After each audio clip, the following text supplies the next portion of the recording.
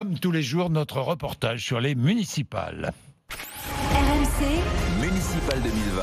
Voilà, vous savez que nous allons rencontrer des maires qui affrontent ou qui ont affronté des crises majeures pendant leur mandat. Et ce matin, l'une des grandes crises de ce siècle, le changement climatique. En France, il est à l'œuvre, notamment sur le littoral. Avancée de la mer, érosion des plages qui menacent des côtes françaises de plus en plus. Nous partons dans l'Hérault. La moitié du littoral pourrait même disparaître dans les prochaines décennies dans l'Hérault. Vous vous rendez compte? La moitié du littoral. Nos reporters sont allés dans la commune la plus menacée de ce département, la commune de Vias, une ville, 6 000 habitants, Vias, où un jeune maire, Jordan Dartier, tente de résister tant bien que mal à l'envahisseur marin. Le reportage de Juliette Drose et Benoît Ballet.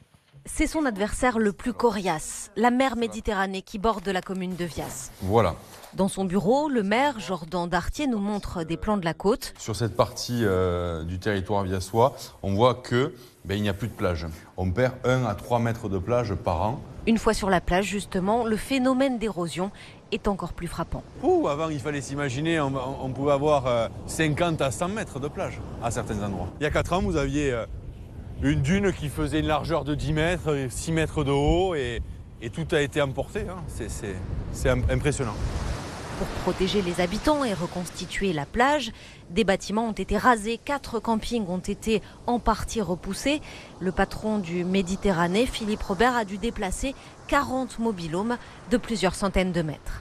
Toute l'économie elle est basée sur ce bord de mer. S'il n'y a pas les plages, on est mort, on est tous morts. Nous faisons vivre toutes les personnes qui travaillent chez nous, mais on fait travailler aussi forcément les gens du village de Vias, la station-service, le boucher.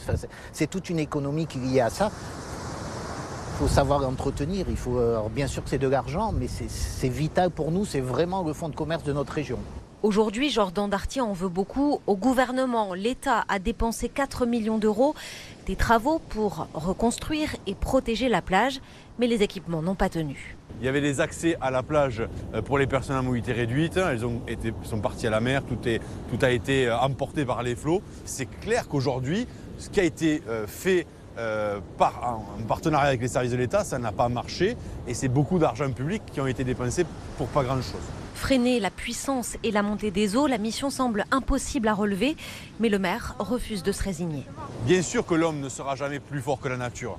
L'homme doit s'adapter et c'est par des solutions innovantes qu'on pourra s'adapter à la mer.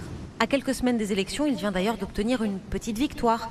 Le feu vert de l'État pour construire une protection contre la houle en pleine mer. La seule solution, dit-il, pour empêcher à terme son rivage d'être submergé. Dans la vie, il faut toujours se battre. Et encore plus quand on a en charge un mandat public. Et comme le disait le général de Gaulle, il n'y a que les batailles qui ne sont pas menées, qui sont perdues d'avance. Voilà le reportage à Vias, dans l'Hérault.